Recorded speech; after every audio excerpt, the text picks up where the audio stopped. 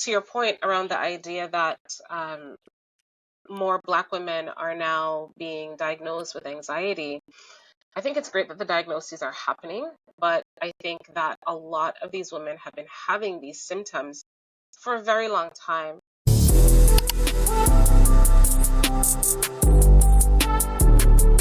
What's up, y'all? Welcome to the Dope Life Podcast, the dopest podcast ever. I'm, of course, your host, Coach AJ, Dope Life Coach, the dopest life coach ever. If you haven't already, go ahead and hit that subscribe button so that you never miss another episode. And if you could be oh so lovely and dope and leave us a rating and a review, we will greatly, greatly appreciate it. So the podcast could reach out to dope individual just like yourself. So today's episode is very near and dear to my heart. And we also have a very great special guest to actually talk about this particular subject.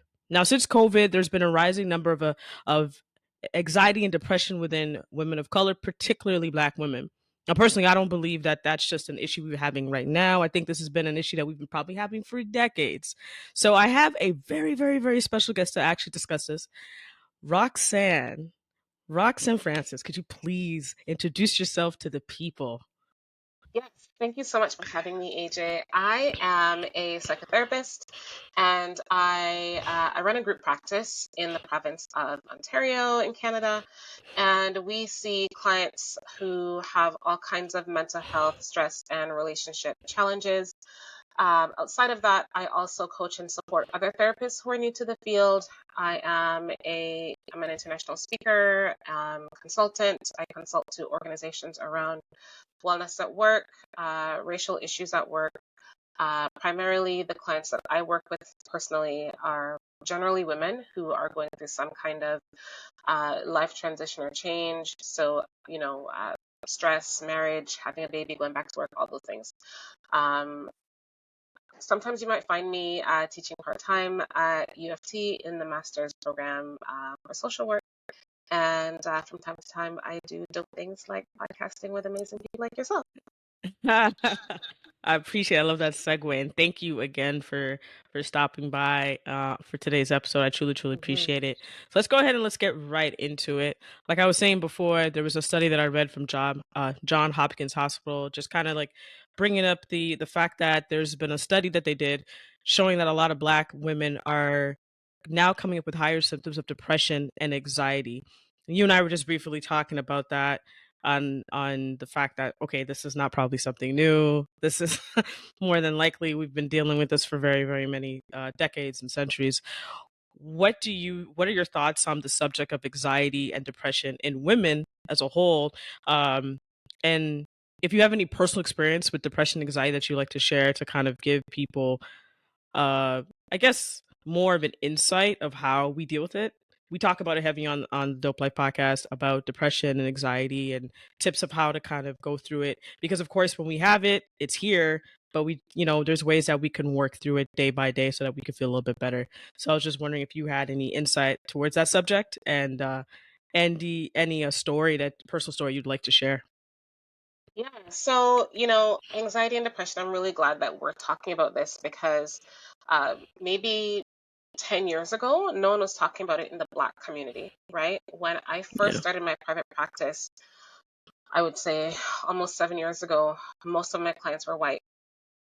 And after the pandemic, that changed. And now most of the clients that I work with happen to be Black. To your point around the idea that more Black women are now being diagnosed with anxiety, I think it's great that the diagnoses are happening, but I think that a lot of these women have been having these symptoms for a very long time. They just didn't know what those symptoms were, right? They didn't know that anything was wrong. As Black individuals, historically, we've just been used to living with stress. Yep. And used to not taking care of ourselves, used to not pausing long enough to reflect, to recognize that something is off. And so many individuals have been living with anxiety. Many individuals have been living with depression and just didn't know about it. Or even if they figured something was off, there's a lot of use of alcohol, use of maybe marijuana, A lot of unhealthy coping mechanisms that people just use to kind of get by. I used to watch a lot of, not so much anymore, but I used to watch a lot of those legal dramas on TV. And quite often, after a long day at work, you'd find these lawyers at the bar, Yeah, having a that's stiff true. drink, right? Like, how many times do you see that, right? That is so true. And in Yeah. our world today, sometimes people come home and they just pour themselves a glass. And listen, there's nothing wrong with a glass of wine. I love a glass of wine. But sometimes if we are able to sit with ourselves, we'll actually realize that there's something going on. And with that glass of wine, it creates distance between yourself and the thing that's wrong. And so sometimes we don't even know that something is wrong. The pandemic gave us all a moment of pause. There was no job to rush out to. Hmm. Couldn't even go. Well, I shouldn't say we couldn't go to the grocery store, but we couldn't go shopping. We couldn't go hang out with the It was friends. different. It was Yeah. very different, right? And so people had lots and lots of time to sit and think and reflect on how am I doing? What's going on? People were scared about this illness. No one knew what COVID-19 was really all about. They knew it was potentially fatal. There was no vaccine yet at the time. So people were anxious about that. And, I think there was a lot of mental health discussion. I know that media outlets were reaching out to me to talk about anxiety, particularly as it related to the pandemic. And when people started talking about this is what symptomology looks like, people began to realize, hold on, I've been having that thing that she's talking about. I've been having that for 6 years, Yeah. right? It's And facts. so it there was a lot of discussion, and a lot of people began to realize that there's something going on. And also too, because there was a lot of talk about mental health. More Black individuals were talking about mental health in the media. It gave people almost permission, if you will, to go to their doctor and say, hey, something's Yeah. going on, right? And they began to realize that anxiety is a huge thing, depression is a huge thing. There's a colleague of mine, Brianna Phillip. She's a social worker. She says Black people are some of the highest functioning anxious people in the world, Yep. right? And her and I talk a lot about the reality of just living as a Black person, right? If you're driving and someone cuts you off in traffic, sometimes you wonder, is that because I'm Black? If Mm. you ask for directions and someone ignores you, you wonder, is that because I'm Black? If you're going to the bank and you're looking for a loan, you're going to dress up a little bit more than because you want to be perceived in a favorable light, right? When my husband and I we were pregnant with our first, every time we had to go to the hospital, he made sure he came with me. We both had our rings on, like we were. It's almost as though we're dressing up for this part, Yeah. and it's anxiety. It really is, Yeah. and it may not be anxiety that's debilitating, but it's anxiety nonetheless. And so, just existing in a Black body is challenging. Existing as a woman who is seen as the nurturer, the provider, the one who makes everybody happy, the one who works, two jobs, the one, um, it's hard. It's hard in our society. The one who is sexualized, the one who's seen as angry all the time. Um, these things we have to speak in measured tones so that we're not perceived in a particular way. These things make Black women anxious, Yeah. right? And we have to be mindful. I feel like I'm rambling, but No, these are no, just some no. thoughts. No, no, you're definitely not rambling because you brought up a lot of thoughts when I was diagnosed with anxiety myself a few years ago. And my therapist basically broke it down that in symptoms, your anxiety could come in your head, your throat, or your stomach. Mhm, So it can make your stomach upset. It mhm, can make you want to feel silent, or it could give you like a severe headache. So when she said that, I was silent. And she's mhm. like, "What's wrong?" And I'm like, "To my Yeah, throat." And yeah, I was like, but I was also relieved because I've had that since I was a child. yeah. Someone And puts I had words. no idea. So Yes. in many cases, when I heard the word anxiety, I was like, I have anxiety. And then when she said Mhm, where the symptoms could be, I was like, thank you, Jesus. Like, at least mhm. I know I'm not losing my marbles. Mm-hmm. Like this is what I've been feeling all these years. And in terms of like depression, I suffer from seasonal depression. And being here in Canada in the winter times, Yeah, it's not it can the be rough. it is rough. January was a rough month. I'm not gonna lie, it was pretty rough. And it's learning how to not use those other vices, like you said. Like, Mm-hmm. okay, I'm gonna go have myself a drink, or it's learning to just, okay, what's going on? How am I feeling? Just that self reflection piece of asking myself the questions. What do I need right now? What can make me feel a bit better? Because you mentioned the drinking of like, and I'm thinking automatically of Law and Order because I'm a Yes. huge Law and Order fan. Lawn or SUV has always been my thing. And you're right. There every time after they win a case, they would go and have a drink.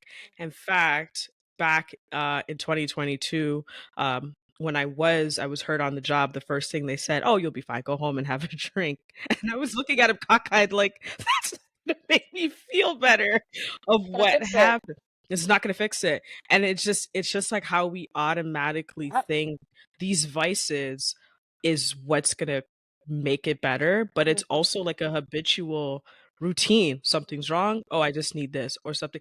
What if there's just a moment you just sit in it? Yes. That's it. That's it. That's Like it. we can't be afraid anymore to just have a seat and just sit in it. Crying is healthy, being angry is healthy, having emotions is healthy. We're Mm-hmm. allowed to, especially as Black women. I know, maybe we're told like, hush up, you're okay, like you're okay, you're okay. No, no, you're We allowed need to to. express. We need to Yes. express because I know for on a personal level, if and this is why I'm very more, I guess, expressive of my emotions, because if I automatically allow it to build and build, a pressure cooker, that's me. So once I could identify, like, yo, you're a pressure cooker when your cup is empty and your pot is full. You're a pressure cooker. You need to just shift, take off the lid and shift. Yes. Yes. Once I did that, I was like, okay, sometimes you just really got to sit in it. You just really got to sit in what's bothering you, sit in the mistakes you make, sit in the anxiety, sit in the depression. Sometimes you just got to take a moment, ask for help, but sometimes you just got to deal with it versus going to all these other vices. So I 1,000. You weren't rambling. I 1,000. You weren't rambling Thank at you. all because Thank my you. head was just like, okay, she's hitting like in my. Yeah. Yeah. And I think that you're right. COVID, I personally had to work and still go out, but you're right. Mm-hmm. COVID really, it all forced us to pause. Mm-hmm. It all forced us to really evaluate our lives. Yes. And it all forced us to take a step back and say, maybe this doesn't feel right. Maybe this is good. Maybe I need to pivot. Maybe allowing our thoughts to wander a little bit, which is nothing wrong with that. Nothing Nothing wrong wrong with with that. it. It actually Um, teaches us, right? When we sit a with lot. discomfort, it Oh, teaches us. it teaches. I think one thing it definitely teaches us is and heightens, or makes us aware of the repetitive actions we've been doing. Because in many ways, this is not your first time making that decision. Yeah. You've made that decision time and time again, and you're wondering, well, that person's the fault, but it could be the same routine you're doing, the same decision you're making. It may not be them, and then you got to realize why you're making that decision. And Like, this where did it this is come why from? I say working with a therapist is awesome, because Yes. I used to be against it many years ago because the stigma behind it as Black Yes. people in general. But once it was like, I don't know how many years now, but once I finally met my first one, I'm on my second one right now, and I was just like, where have you been? But yeah, this is why it's so important, because that's when you work with someone, you get to go back and realize what it is that you're missing. And the cool part about it when you get older is taking that version along to make that version feel seen, heard, and protected. The Dope Life program can help guide you to live and love your dope life. We offer one-on-one sessions virtually in Canada and the US. As your coach, I can help you build your confidence and self-esteem, work-life transitions, organizing your time and setting priorities for your personal professional life, stress management tips, mindset shifts, working through those moments of feeling stuck in life, supporting you in setting and achieving personal and professional goals. Visit our website at www.dopelifecoach.com to schedule your complimentary call today. And follow us on Instagram and TikTok. Like, my 9-year-old is always with me. Like, my 9-year-old self, we're ride or die, like, always with me. And every time I do something, whether it's to make her happy or I'm moving forward into my future self, it's like there she is in overalls and a black turtleneck cheering. Love it. I love it. And I love it. And I'm like, yeah, I got you. Don't worry. You couldn't really be too much of a voice. I know you kind of, silenced a bit, but I'm going to be your I voice got your for voice you. now. That's it. Yeah. That's it. And Right. I love the fact that we've normalized more Black women speaking up and more Black women wanting to put themselves first and going to therapy. Thank you, Jesus, because I feel it's our time. Yes. Yes. Yeah. 100%. These days, like, what do you think is one of the some of the common stressors for Black women in today's kind of society? Just name off a few. I know there's a long list, What is but there not? name off a few. Okay, so work, we have to earn, relationships, navigating relationships with our parents, who I was just talking to a group on Saturday night, a group of women, and I was talking about recognizing that your parents are human too, right? They didn't know everything when they were raising us, and so they would have made mistakes, and we have to get to a place where, sometimes there's hurt, sometimes there's pain, but we have to get to a place where we can recognize that sometimes they didn't know what they were doing. They did the best with what they had, even though sometimes that may not have been the best for us. And they were also somebody's child. I think we forget that. Exactly. They were raised in a particular environment as well that impacted them, right? And their own parenting. And sometimes that's how we get intergenerational trauma, right? But how we were raised, how we get into relationships, what's expected of us, raising these children, trying to make sure that our children feel seen, valued, and heard as, brown-skinned babies in our school systems and, in the world that we live in. As I mentioned earlier, we are constantly being policed, either our bodies or our voices, are being gaslit in society. You laugh too loud, your clothes are too baggy, or your clothes are too, you're too sexual, or your hair isn't professional enough, or you need to smile more. Like all these things that Black women carry, and we are often seen as these protectors and nurturers in our Black society. Not in our Black society, in our society. Black women are seen as the almost creators of so many different things, and we often don't get a time to sit and rest and just be. Right? Just be. There's a lot of discussion these days around rest being resistance and reparations, joy, the importance of that. There's a really great book by Trisha Hershey called Rest is Resistance. She runs. You're the second person to tell me about that book. Yes, okay, so I gotta order it. You gotta get it. She also has a deck of cards alongside of it as well, called the Rest deck. Okay. I think online you can find her stuff. It's called the Nap Ministry, NAP, where she encourages everybody just to take a nap, sis. Right? We don't often get time for that. We're constantly doing things for other people, making sure that everyone is okay. Yep. And that creates a lot of stress, a lot of anxiety, the superwoman syndrome. I tell people all the time that they need to take the superhero cape off because it's choking them. Ooh. Right? Well, it's our demise. It's to our demise. Yeah. So we have to get some rest. And that's like generational, right? Like it goes Yes, far totally. back of the women, you know, they called the patriarchs of the family who were just Yes. constantly on their feet and constantly doing this. And it's also our duty, I would say, as children to our mothers to teach them how to rest. Okay. Hmm. So like the reason why I say that is like, for example, when we have holiday dinners, my mom, I was noticed like it just hit me one day. Like my mom's always cooking. Depends. Like it changed a lot now. She used to always have all the holidays. She was always cooking. And then she would say, like, no, we're gonna clean up in typical Caribbean mother, back in the kitchen cleaning, and we're like, no, no, no, no, no. Like, we're gonna handle it. So finally now she's chilling, she's eating with us. That was another thing. She would eat after we ate. Um she's chilling, she's eating with us. We host the holidays now as well. So that gives her a break. It's just learning like they didn't have the chance to rest and take care of themselves in their 30s or 40s. My mom's 71. So Yeah. like now she's learning that. So it's like, yo, give them the ability to do it too. Language. Like, my mom is also in her 70s, and the other day she said something like, "Oh, I was gonna do the laundry, but I was feeling lazy." I'm like, "No, you were tired. Mm-mm. You could rest, right? You can say, 'I'm resting.' You're Mm-hmm. not. Let's reframe that, right?"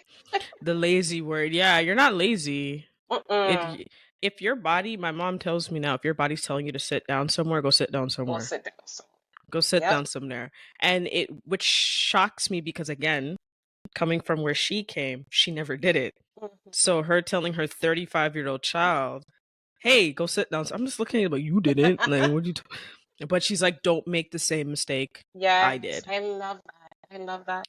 So And it's learning back. yes, yes, yes, 100%. You know, I think that sometimes um, we carry some of the stressors and pain in our bodies. And if we don't pay attention to when our bodies are yelling at us, right? How many Hmm. times do we get the aches and the pains and the burning shoulders back here with the stress and the unrelenting headaches and stuff? And if you go to the doctor and the doctor says, well, there isn't any reason for any of these physical symptoms, but you're feeling pain, your body is saying to you, take a break. And if Take we a don't listen and take break. that break, it's going to break down for you, right? Yep. If you don't You can listen to either, your body, if you don't listen to your body's gonna force you to listen to it. exactly. You can take that break And voluntarily or involuntarily. look, even sometimes between my sessions when I'm coaching, I'm literally taking a nap because at least it allows me to show up for my clients the best way I can. And if I'm sitting here like half asleep and my body's aching, it's not going to do any service to myself or to that client because I'm trying to show up. And you know the same. Yeah. So if I have a moment, I look, I'm like, all right, I got like 45 minutes. I bet I'm just Yeah. gonna You gotta go sit down somewhere. I'm gonna go sit down somewhere, get some food, get something to Yes. eat, and I'm gonna take care of myself. There's absolutely nothing wrong with putting yourself first. There's nothing. It is not selfish in any way, shape, or form. It is sorry, it's absolutely necessary. Yeah, it is. It is. Because when you take care of yourself, you're in a better place. Absolutely. Absolutely. And it's also better what I've learned also is focus on the stuff you can control versus stuff you cannot control. So that automatically will just allow the stress to come off. Focus on the things you can control versus the things that you straight up can't control. Allow yourself to just, as we said, just be. Rest is not some type of reward. It's a requirement. And All right. do that again. Rest is not a reward, it's a Yeah. requirement. We all need rest to survive, no matter what. You need it. If you feel like I told a client the other day, I was like, if you feel like you want to put something up and you it can wait till tomorrow, let it wait till tomorrow. Let it wait till tomorrow. It's okay. But that's foreign to us because we're so used to no, I gotta do this. I gotta no no no. You can Yeah. actually wait till tomorrow. It's cool. Or wait till the evening. I don't know. But you could take a moment of just taking care of yourself. If that means sleeping in an extra hour or two, if that means going for a walk, if that means going to a pop-up place, create like I have like I guess you could call it like it's a date me jar. where yeah, sometimes I use like I'm gonna start using my partner again. I just found it. I was like, you know what? I gotta start. I just updated it yesterday, and I it's just like you take one out a month. Okay, I'm gonna do this, and it's a way for you to also treat yourself. If you like, I don't know, flowers, buy yourself a flower. It doesn't have to be expensive. Go to Costco, go to the grocery store. I don't know, but like that will bright up your day. Like just do things that you know will allow you to take care of yourself. Sometimes it's all free. Some of the stuff you got that you could do that you're neglecting is free. Like you could literally I had I had this one client, a mom of 3, and he's like, how can I incorporate self-care? All right, well, what time did the kids get up? I think they got up like 7 or something. I was like, could you mind waking up a little bit earlier for to have that coffee you want to have by yourself? She was like, why the hell did I not think about that? I'm like, it's okay. We think that we must live in service of others all the time, There you go. right? There you go. Yeah. And now, yeah, she gets up a little 30 minutes, but that 30 minutes She can makes have the a coffee hot. huge, and no one's interrupting her. What's interrupting? She all added in a shower. Hey, Shower, no interruption. no interruptions. I love it. And I'm like, hey, I get it. I mean, I can't imagine like having to like someone knock. I get it. Now she has her shower and her coffee. She wakes up her kids with a smile. Yes, That yes. that's a Makes a shift. Like difference. it's such a huge difference. Um, what are some of the tips that you could also give our listeners to kind of deal with depression and anxiety? I know there's like a clinical and then there's Yeah. So I'll try to like give a bit of an in between. Mhm. One of the most one of the easiest things that you can do, and the impact varies from person to person, but get yourself a cold glass of water and drink it Mm, slowly, right? mhm. A cold glass of water, and drink it slowly, or um, splash cold water on your face. Okay. That tends to help with. I don't want to get too clinical, but it helps. Yeah, you It don't have helps to to get too kind of clinical. You don't have it to get helps too to sort clinical. of reset, Mhm. so that you it helps to bring you into the present moment, because anxiety is often projecting you into the future. I wonder if what the thing is gonna, or maybe you're even Mhm. worried about something that happened already in the past, thinking it's going to impact the future, and drinking that cold glass of water or splashing yourself with cold water is going to ground you into the present moment. Um, in terms of depression, sometimes a lot of things that fall by the wayside when you're depressed is taking care of your body physically. So if you find that you can't get out of bed, um, the thing that I'm going to challenge you to do is to actually get your feet out of that bed if you're physically able to, and get up and go stand by the window. If you do nothing else, just start with that. And then incrementally, you can start to do more. You can get to the bathroom and brush your teeth, maybe uh, walk to the end of your driveway or the end of the street and come back. Just small things to kind of get you Simple back on small track. steps. Simple, small steps. Exactly. Another thing that I would encourage is movement. So for both anxiety and depression, get some movement. So whether or not that's walking or turning on the music and dancing or doing some simple stretches, just Mhm. getting your body some movement is also going to help. In terms of your thoughts, so sometimes when we have anxiety and depression, we get stuck in what's called thinking traps. So thinking the worst things, nobody loves me, I'm a loser, like all the things that we think. Um, Yeah. I challenge people to do what I like to call the 3 C's. So the first thing you're going to do is catch your thought. So you're going to recognize that you're even having the thought, because sometimes the thoughts come so quickly that you don't even recognize that you're thinking them. Mhm. So the awareness is key. So catch yourself having the thought and identify what that negative thought is. You're going to check the thought for validity. So you're going to see if that thing is actually true. Nobody wants to be my friend. Is that actually true? Is that Nobody, actually true? nobody. Is that actually true? Right?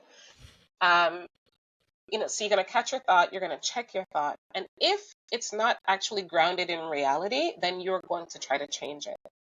So if your thought is, nobody wants to be my friend, and you check to see whether or not that's true, and you realize, oh, that's not actually grounded in reality, then you're going to ask yourself, okay, um, maybe a few people might want to be my friend, but they won't know unless I text them back, right? Or unless I go out to the coffee shop or to the park or whatever the thing is, right? So you're going to catch your thought, you're going to check your thought, and you're going to try to change it in order to come out of some of those thinking traps.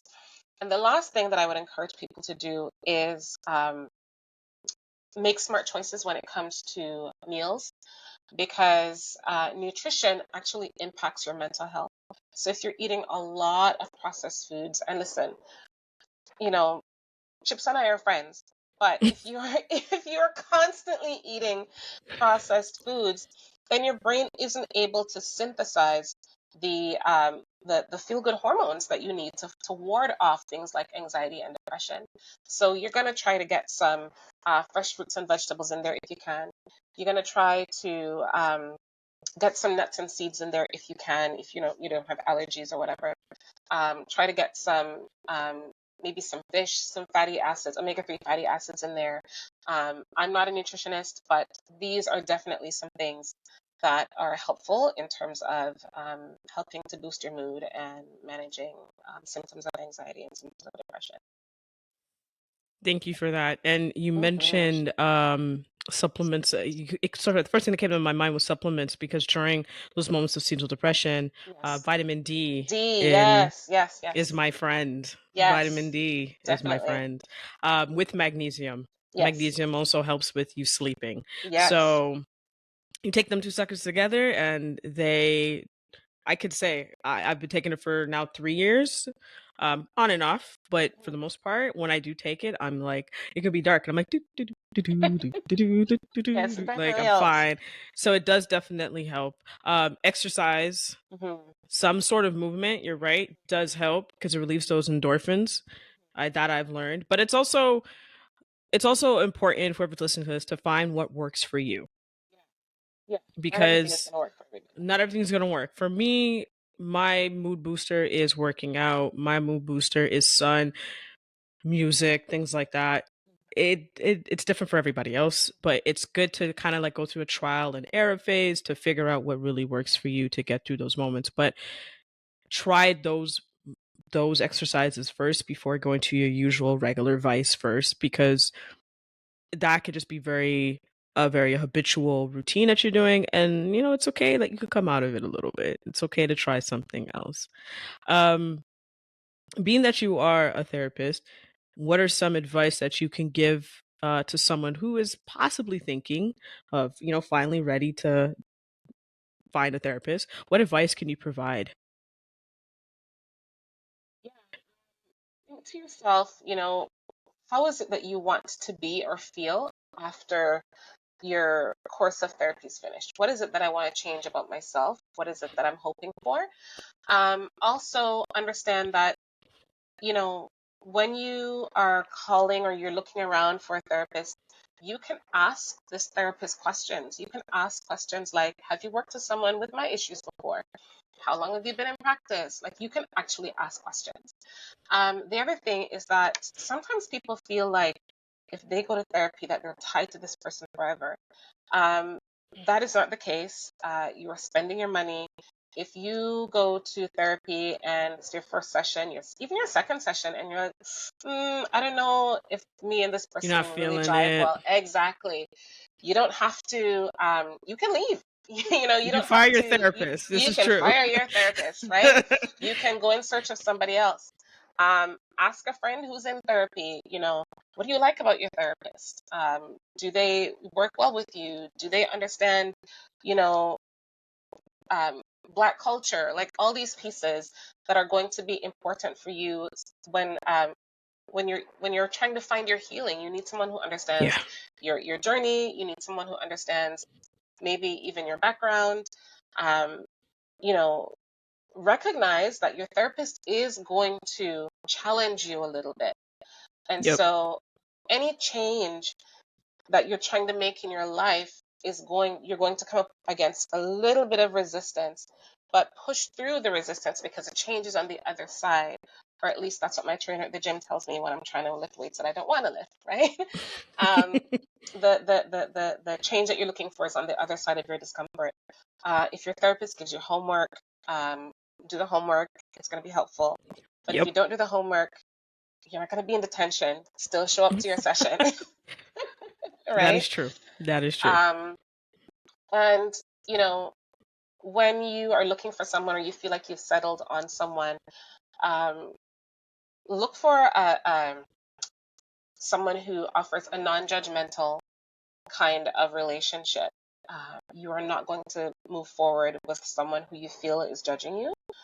So that's something to pay attention to as well. Love that. Love that. Thank you for that. And my final question for you is, and I ask everyone this that is a special guest, what makes you feel the most dope? Oh, gosh. What makes me feel the most dope? I would say music. When I am listening to some really good tunes, and I listen to all kinds of music, but it's so funny. Was it last year or the year before? Because all the years are all just messed up for me now because of COVID. I'm not a huge sports fan, but I do tune into the Super Bowl for halftime. And Same. No, don't judge me. And I think it might have been last year or the year before when they had oh my goodness, Dr. Dre and Mary J. Blige and Eminem. Snoop, Yes, 50 Cent. I think it was last year. Yeah. I am an old school hip hop head, and likewise, music makes me feel, music puts me in my dope zone for sure. Good. I love that. I love that. Well, Roxanne, I appreciate you stopping by onto the Dope Life podcast today and for sharing all the information you did. Y'all go and follow her. What is your handles on Instagram so they know where to find you? Yeah, you can find me on Instagram, Facebook, and Threads at Francis Psychotherapy, and my website is www.francispsychotherapy.com. We're always accepting new clients. If you live in Ontario, feel free to reach out. We'll be happy to connect with you. Dope. And I'm going to put all that information in the description. So you go ahead, get the information, follow Roxanne. As always, go ahead, take a screenshot of this episode, pop it in your IG story, tag myself at @DopeLifeCoach_ or at DopeLifePod on Instagram. And as always, y'all, I'll see you next week. Walk with peace, walk with love.